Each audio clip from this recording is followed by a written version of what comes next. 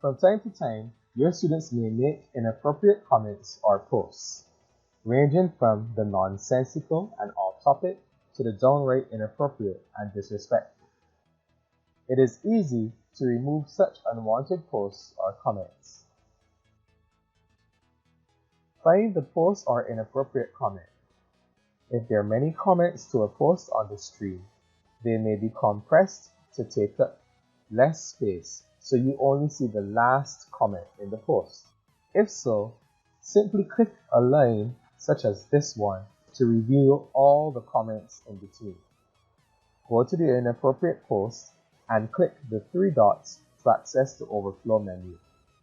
Select delete the comment or thread.